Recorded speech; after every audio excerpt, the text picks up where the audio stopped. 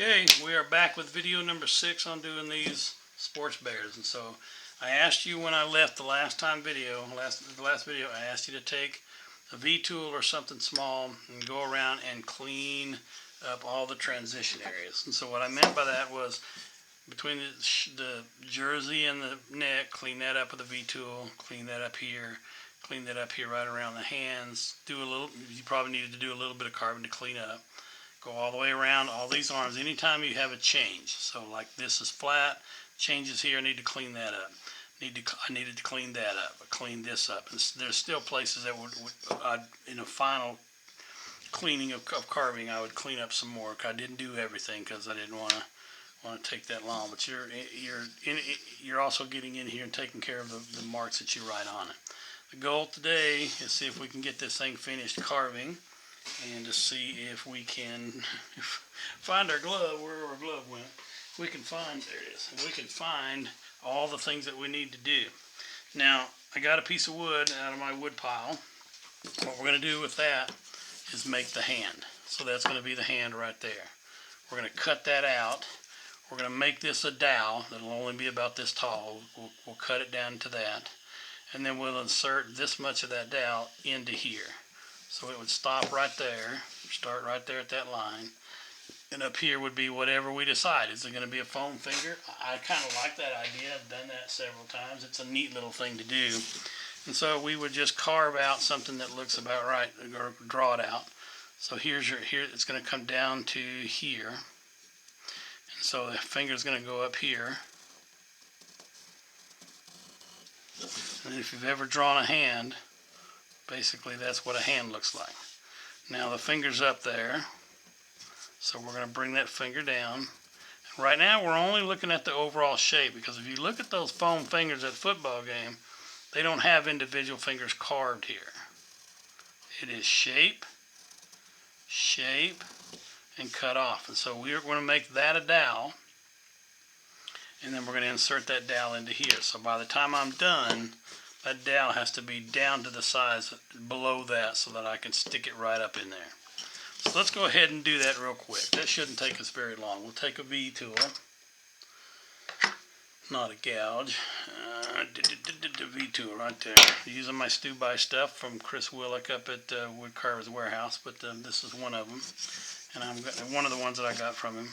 And I'm going to carve just across where I think the bottom of the finger is going to be. A lot of this wood on this thing is going to come off. So we just want to go around, follow that line.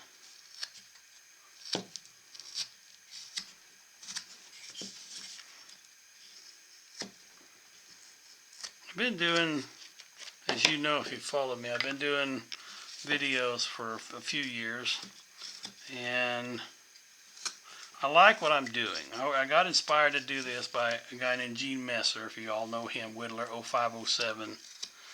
Gene's done thousands of videos, real simple ones. He doesn't try to get out in Hollywood. He does a carving with the camera looking right at him, and then he does a 10-15 minute video, whatever, and then he moves on. That's my inspiration. I'm not, okay, maybe the viewers will tell me I need to do that, but I'm not very qualified to be a video editor. Granted, I've done some. My videos are real. It's just me and you and the wood and the project.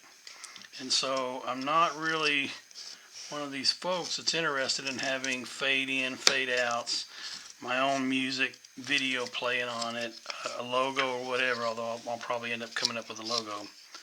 I'm not one of these people that wants to have you watching me and all of a sudden I fade away and then fade in, or sound or speed up or slow down. I don't, voiceovers, captioning, all that stuff is not something I'm really interested in doing.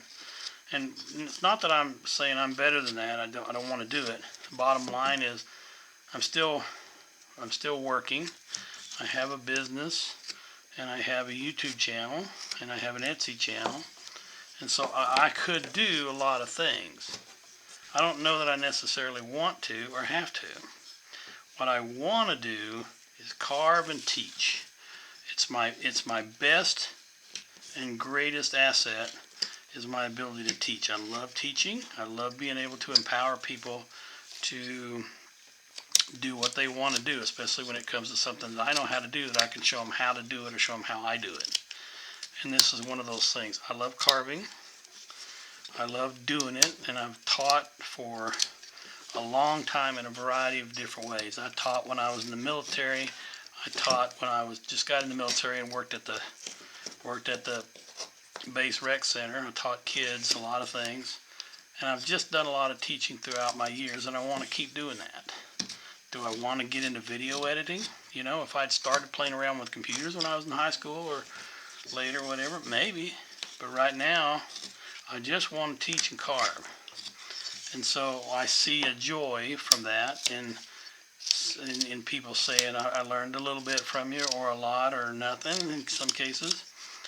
And then there are others who really enjoy what I'm doing and enjoy the way I do it. You know, I've had people email me and say, I don't carve, I'm not interested in carving, but boy, I love watching what you're doing because I'm watching art being created, and that's just something that's joyful to watch. So I'm saying all that with the understanding that I'm trying new things.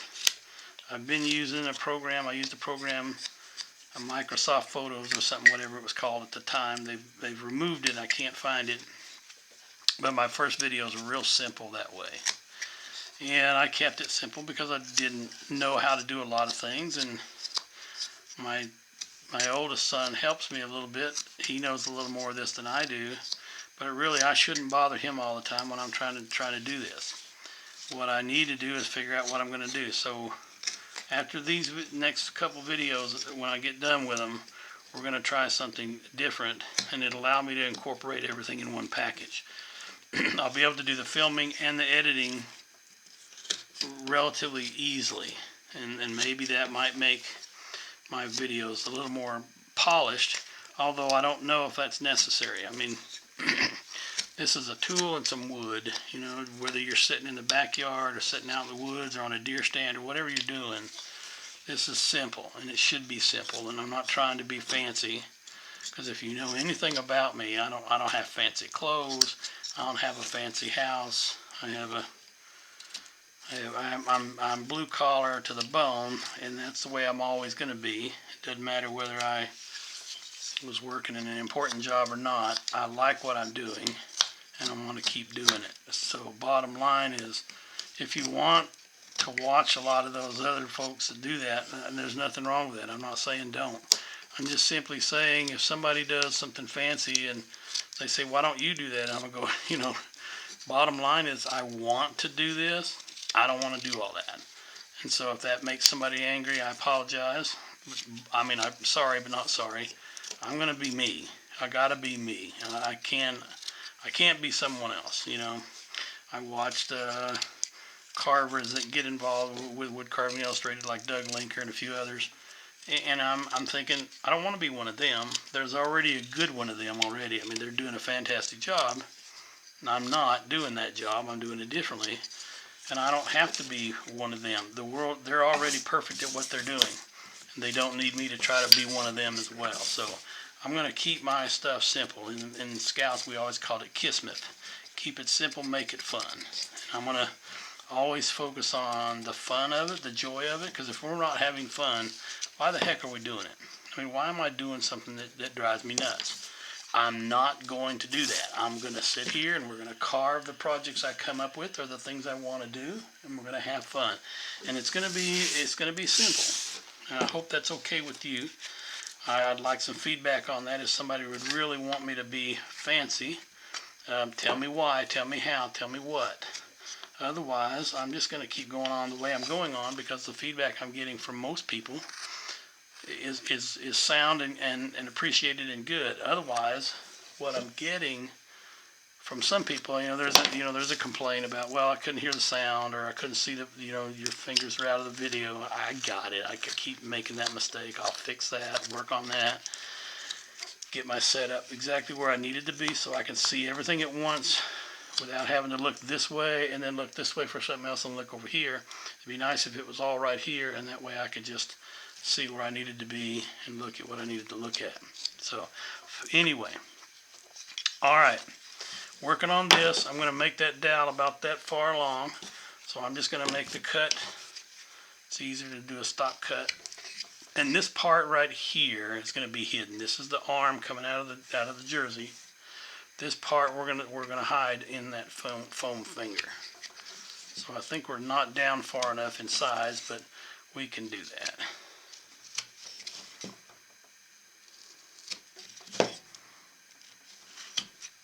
Okay, so we'll just make us a stop cut right there.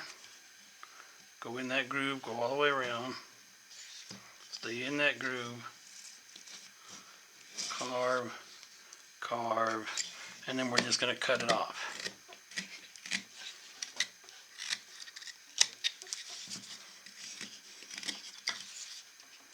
So I got on my soapbox there for a little bit there. Sorry. I just want to tell you that I'm getting better every time I do one of these things, but I'm never going to be Hollywood production. I'm never going to be someone that turns out a video that 1 million people are going to subscribe and watch.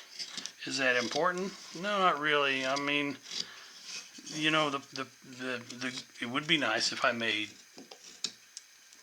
a lot of money off of these videos, but the reality is I'm not, because I'm not doing it for that. I love teaching. I love being around other people that want to learn to teach or learn to help others. And so I'm going to continue doing what I do. I still take classes. I don't think I'm expert at it. I'm not hooking up with sponsors or anything like that. Nobody's calling me and knocking my door down, and that's okay.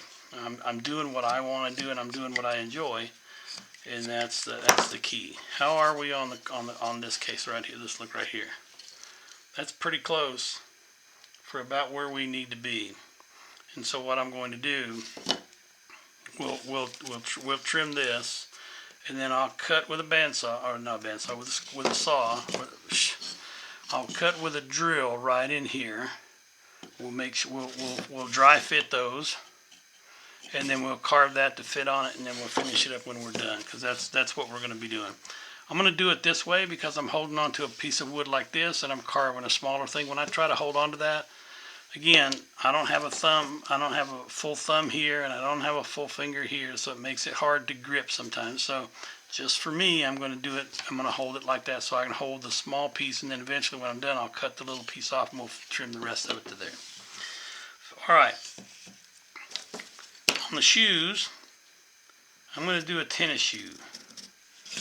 And we're not going to spend a whole lot of time on these tennis shoes. They're relatively simple. But I've done a few like this where they have the front piece on the toe. I've done some like this where they were more running shoes. So we're just going to keep that simple. And we're going to do that line. I don't know if you can see that very well. That line around the bottom of the shoe. And then bring it over the top to provide that front cover. That front cover right here. So. Okay. Draw it on a little bit. I want the front toe to come over like that. So to bring that toe from that line over the front of the toe. My line went down into a divot I didn't really want it to go to. Like that. And then we'll just follow that around, and we'll run it right down where the tongue is. And that's what we're going to do with the shoestring. I don't need to get real fancy on these shoes. I don't know that a lot of people are going to be looking at your shoes and criticizing them, but I'm going to go first and trim off the bottom. I got a really sharp edge here, and eventually I'll sand this off and get that off, but I'm going to come in here along the edge, and I'm just going to carve off. Folks, I really enjoy feedback, whether it's good, bad, or indifferent. I really enjoy hearing what you have to say, because ultimately this is for you. I don't make a whole lot of money off of it, if any. I think I might pull in a few dollars every month. So it's not about making a lot of money. I'm not going to. I'm not interested in doing that. That just adds a level of complexity that I don't need. Having said that, I bought a ticket for the $1 billion lottery the other day and didn't win a dang thing, but that's all right. That's more of a headache I don't need to worry about. I'll still buy the lottery ticket every once in a while. I got a spare $2 or $3, but I don't know what I really don't know what I'd do if I won. My wife and I would probably go someplace and hide for a while until we figured out what we wanted to do. Because there's all those questions. Do you take the lump sum? Do you take the payout every time? I saw a video or a news breakdown. They said if you won the $1.2 billion and you took the one lump sum, you get $440 million. No, okay, that's a staggering number. But where does the other $700 million go? Well, it goes into taxes. And so if you got the lump sum every year, you'd get something like, I don't know, 40 million or something like that. But you figure you pay the taxes on the first time you win, you pay the taxes on it. And then every year you pay taxes on it. Well, I already paid tax on it. Why am I paying it again? So anyway, just one of those thought exercises. I'm never going to win the thing. I think I won $12 on one time. Just $12 or something like that. It wasn't much. Enough to make you go, well, I'll buy a couple more tickets. Maybe it'll double it. And if I can double it every time, then we'll be in good shape. But you know what? Between my state pension and I got an Etsy channel if you want to find that too. Not channel, Etsy shop. I've sold a number of things out of there, but you got all the fees that come out of Etsy that you got to pay, and that's the way it is. If I was not paying them on Etsy, I'd be paying them in a gallery, and they would charge 20 to 40% depending on what I was carving and what I was demonstrating and how much it sold. So it's always one of those things where you want to use somebody's platform, like a art shop or Etsy or something like that. You got to pay them their price too. I made this one a little bit littler, so I'm going to go in about 1/4 inch. Follow that around rather than dropping this, picking up my pencil and doing it again. I'm just doing the front toe of this shoe. Doesn't have to be perfect, but I'm just trying to get that right there where it needs to go and make those two lines match. Come all the way down to the sole. Sorry. It's the end of a long week and the end of a long day, and having trouble with hanging on to things. I'm going to do these two lines up here where the tongue goes. I know you probably can't see that, but maybe you'll see it when I come back. Cutting in that part right there where the toe is. See if we can show how this one goes. I gotta get my hand in there. Gotta go in and then come back up and out.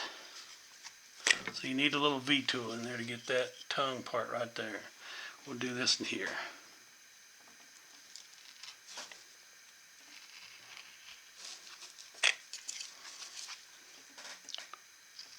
Having said that about, not worried about making a lot of money, I appreciate all y'all that watch. I really, really do. I've been places where people come up and say, Eric, I really enjoy your videos. Thank you for doing it. And that just means the world to me. I know I'm doing good for somebody. And I spent my adult life working in nonprofits and community organizations and helping out.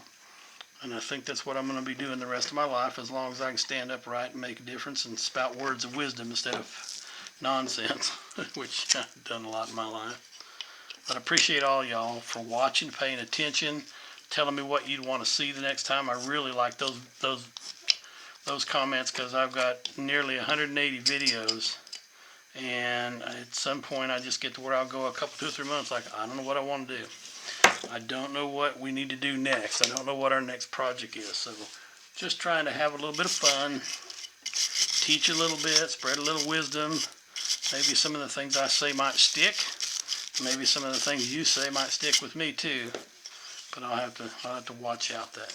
All right. I'm going to go up here and do the face, because here's what we've got. We've got a eye socket right here, and we've got a high nose. So I'm going to come back in here from that eye socket carve out. I want to drop that down a little bit so the nose stands up. Not going to work that way, is it?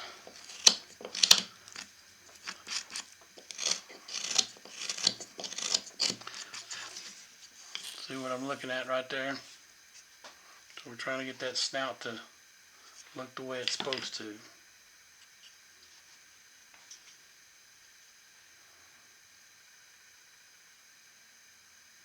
Now, alright, I'm going to take my big file gouge, come back here, and I'm going to carve off that eye socket that I put back there, so I can put another one in that's a little bit more what I'm looking for.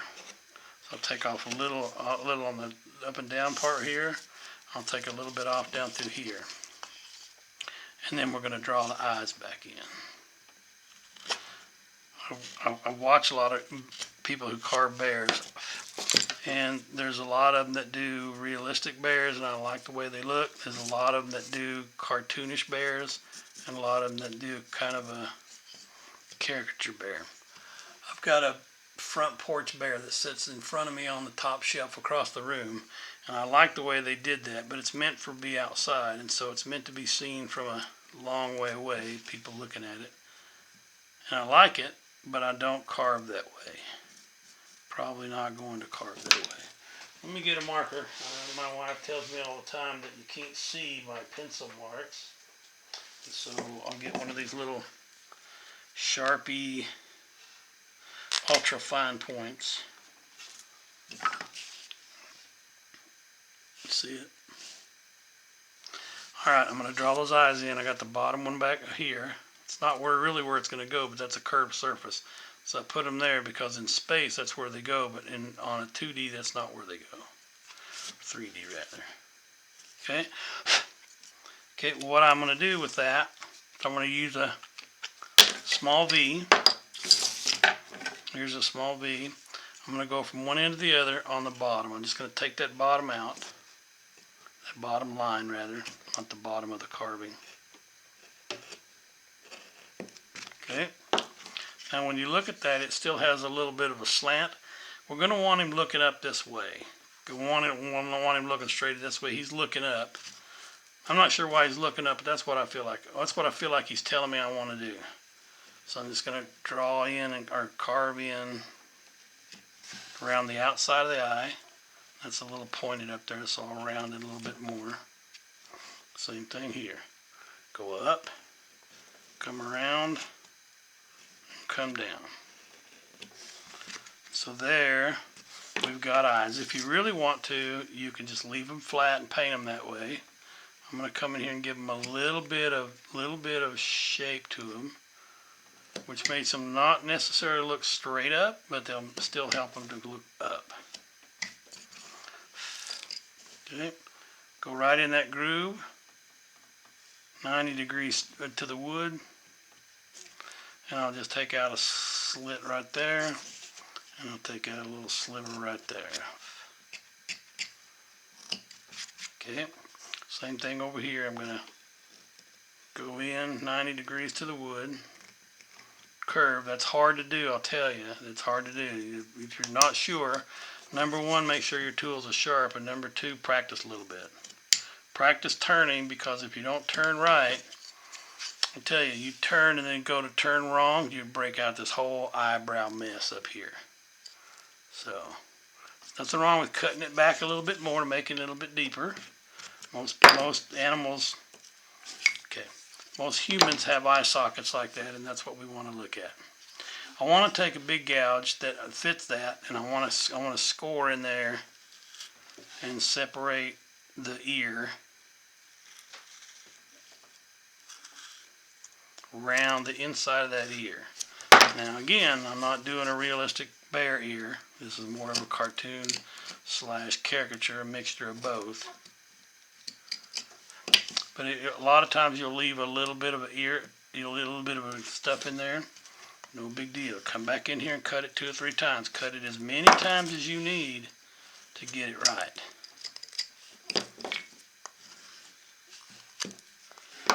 See that ear?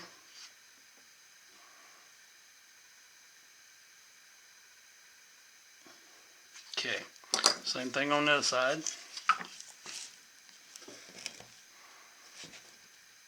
Be aware of the changing transition in grain, because one of these will carve, because this one over here is a little bit askew to the head. This one's straight up and down, or more straight up and down than the other.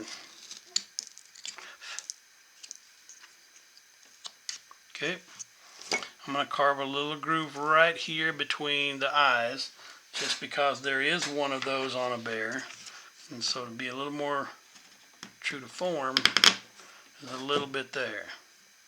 Don't get it too big and don't get it too deep, but just make it look like that, and then come back and trim off those sharp edges. You don't need those sharp edges. You can leave them there if you want to, no big deal. We're getting close to having this guy done. Keep ending up getting wood down in there. So I like the way he's turning out. We've done the hands, we've done the arms, we've done the other arm, we've done the shoes. We are getting closer and closer every step. I'm just cleaning up a little bit of my leftover fuzzies, those things you really hate. I need to make a fuzzy trap that every time I start carving, I set that trap, and by the end of my carving, the trap is full of fuzzies and they're not on my carving. Maybe I'll have to make one of those things, see if it works. It doesn't work on the squirrels in the yard, but not that I want to kill any animals, but I also don't want them running around doing things they shouldn't be done. If I say so. I'm going to separate between the feet here. On the bottom of the feet, you can see it. Just putting a groove in the two, between the two. Could have done that with a V-tool, but I think this is cleaner. Might be better. Because I can do it, I can use the knife for other cuts around the same area too. Lay that down in there, lay that down in there, clean up that little bit right there. I think it's getting pretty shapely. Let's switch over to this. I don't have a drill to do that, but I'm going to work on this. That's about the right way I want it, but we're going to take off the sharp corners. That wood sounds hard, doesn't it? Right there anyway. Yep, there's a line right there. It's got a line of sap right there, so you listen to the difference. Big difference in that. Good thing is it's not that important. I can carve this in just a little bit and get rid of that, but I'm not going to worry about that right now. I'm going to go over here and play with the good wood. Stop cut right there.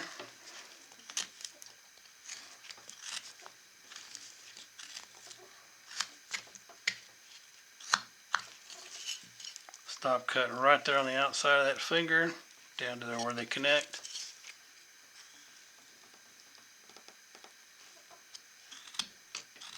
This is foam. This is going to be a foam finger, so it doesn't have to looking like a hard piece of wood. Where's my fishtail? There we go. And the fishtail gouge a little bit more. It might be quicker to be able to do it that way.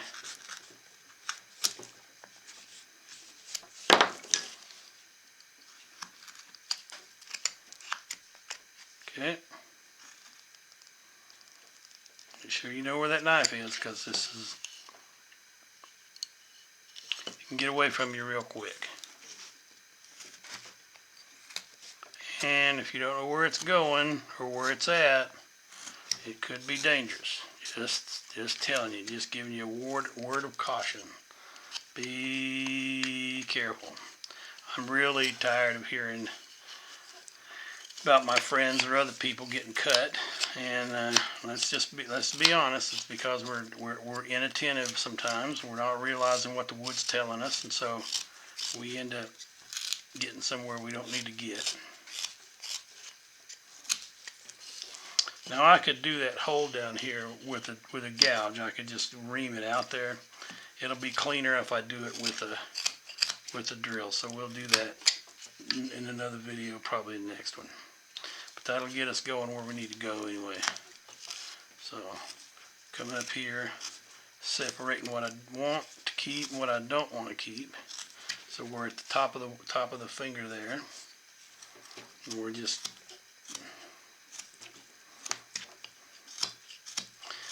put in the, well, okay, for those of you that are watching within a few days, this is December 31st, New Year's Eve. of 2024. So if you're watching this, drop me a line, or even if you're not watching it on that particular day, drop me a line. Boy, that sap right there is really hard. It's really hard. I can go and cut, and it stops right in there. You can hear it. Okay, we'll quit fooling around with that stuff. We can always cut that off with a little small saw. Anyway, tell me what you'd like me to do a class of. It's funny when I do a in-person class and I say, okay, beginners. All right, if you had to carve something that you wanted to do, what would you do? 9 out of 10 will say, did you guess birds? Yeah, that's what they want. They don't realize I want to carve a bird. Those are beautiful. But my gracious, those things take a long time. I was interviewed one time and had a couple of my friends along with me, and I talked and answered questions. My friends didn't really want to be on camera, but they went along with me anyway, keep me company. And the interviewer asked one of them and said, well, how long does it take you to do this carving? And it was a mallard. And my friend goes, about 250 hours. And I knew it took a long time. I didn't know it took that much. But I was like, 250 hours. If I'd had 250 hours to do a carving, I'd probably do 10 of them. I wouldn't do just one, but I'm not carving birds anyway, either. But I say that, I tell that story so I can tell another one. These people want to do birds. They don't realize the commitment of doing a bird is hours and hours and hours and hours of sometimes, pardon me, I'm going to get a drink. Of sometimes sitting there for hours, carving fletchings on a feather. I don't have that patience. I'm sorry, folks, I'll tell you. I don't have that kind of patience. My friend Doug did, and 250 hours was I don't want to say it was nothing for him, but he's used to doing that. I don't. I have it, and I don't think it's ever going to be in my wheelhouse. Okay, we're going to finish that in the next video because I want to drill that before I get too far. We're back here looking at this guy, and we're just cleaning up. I've got areas like here right at the top of the ear. Let's go saw marks. We want to get those saw marks off. Pardon me. I don't like them there, but it's a byproduct of what you get when you use a saw to cut wood. You don't get a clean cut like you do a knife, and that's okay. That's part of the process, folks. We gotta realize that the things we want to do, get it to where it's painting and it looks great, takes the steps. I mean, we got to build the foundation. I got to build the sides of it. I got to take off the things I don't want. I got to get to the details. That's just part of it. You can't do it without it. And if you're willing to try, you're gonna get there. And if you're impatient, well, there's been some times when I didn't want to carve it. I grabbed the Dremel and bzzz, and I did some of it with the Dremel. I don't do that very often. Not that I don't like, not that anything wrong with it. I don't like that sound, and I don't like the vibration in my hands. They give me fits already. But the bottom line is, it's not my favorite thing to do. I'm going to put a cuff out here on the outside of his sleeve, which means I better put another cuff right here on the outside of this sleeve. That's just a V-tool cut, so I draw that in so you can see it, so that you can come in and carve that part. I'm going to leave that for you to do on your own. You don't need to watch me make a cut with a V-tool. I'm just going to go around like you see me do 1,000 things here. But when you go to look at it, now that I've made more cuts, I see places like this where there's kind of a fuzzies in there. Well, I got to get in there and get those out. But I also have to take into consideration the shape. I can't just go in here and cut out here because that would make this side of the head flat. So I've got to go down. Remember that dot we had right here? Everything rounding around from that dot, everything's got to be down below that. Well, I can't just go straight down. I gotta kind of clean it up. So here, I got some back here on the back of the head. That knife goes all the way through here to the other side, and so I've got to take into consideration what cut I make on this side of this bear's head may drag all the way through and show up as a cut on the other side. I got to be careful of that. because I don't want a big gouge out here on the side of his head. All right, you know what? I think we can just about call this one quit. When you do whatever detail taking care of you're going to do, I'm going to put a number here. When I played junior high football at East La Follette Junior High, they did not have a jersey small enough to fit me. We were the La Follette Owls, and our colors were just like Tennessee, orange and white. They didn't have I don't know, 4.5 feet, 5 foot, something like that. They didn't have a jersey small enough to fit me, so they went out and bought a sweatshirt, just went over it, and that's what I wore. And it was number 7. And in number 7, I didn't play much, because when they said, okay, everybody going out for football, show up this time, I showed up, and they said, what do you want to do, line or back? A line, what do they call it, line, or you want to play on the line, or you want to play in the field? I thought, I want to play in the field. I didn't know what line was. I'd watched football for a long time, but I didn't know what line was. Anyway, the one they bought me was 7, because that was what it was at the store. So I'm going to keep this in at number 7. And I don't know that I'll be able to fit a 7 in there, so I don't know that I'll bother with it. Anyway, number 7, I didn't get to play very much. I think I played in 2 games. In one, I didn't do anything. I was 3rd string tackle. I'm sorry, 3rd string nose guard. When you're that little and you're a nose guard, people tend to ignore you. And so we played a game against, I played at Campbell County, Tennessee. We played a game against Anderson County. It was one of our last games. I caused 2 fumbles. I was so small, I was able to squirt in between the tackle and the nose guard, or the tackle and the center. And I don't think they even saw me, but I was able to get that quarterback. It was pretty fast at the time. I was able to get that quarterback and cause the fumble. Oh, they thought that was cool. So let's put him in the next defensive series. I got another one by being at the right space at the right time, because the quarterback saw me coming and the running back didn't. And so when he went to hand off, I was able to just slap that ball out of his hands. To be honest with you, I was so scared I didn't know what to do. So my arms are just flailing all over the place. Anyway, long story short, I was number 7, so that's what I'm going to do. So what I would do on this is I would just V-tool it, and then relieve it so that it sticks up just a little bit, and then we'll worry about the color. We haven't got anything over here on this one, on this arm. You know what? I dulled that knife over there playing around with that line of sap. So now, oh yeah, there we go.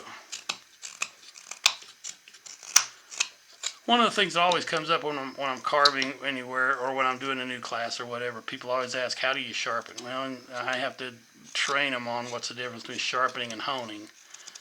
And always, what's the difference? And people don't necessarily, if you've never carved that way, you don't know. And if you've never had to sharpen a tool, using it on a stone as opposed to a piece of sandpaper, there's a difference.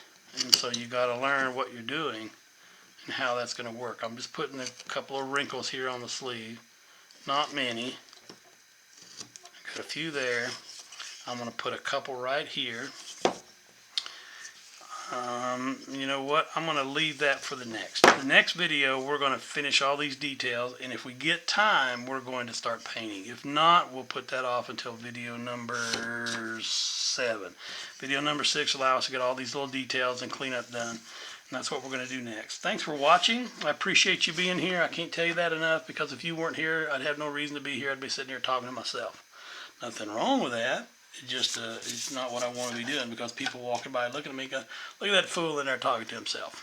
Anyway, I like being here with you. I like hanging out. I wish we could do this in person and sit around and tell jokes and stories and learn a little bit about each other, but that's the nature of what we've got. So you may be in Timbuktu, here I am in Idaho, and we're having fun getting along with each other and chatting and doing our thing. So I'll see you in the next video. I'll get that loaded up and fixed as quick as I can. I want to get on a consistent basis for doing videos, but I got a few things there to work out there with it. So hang out. This is going to be video number 6 that we're going to do next, and we'll try to keep that one and get it all done. And then in video number 7, we'll paint and finish and do all that. So peace out. Y'all be good. God bless all of y'all. Stay safe, and we'll see you next time.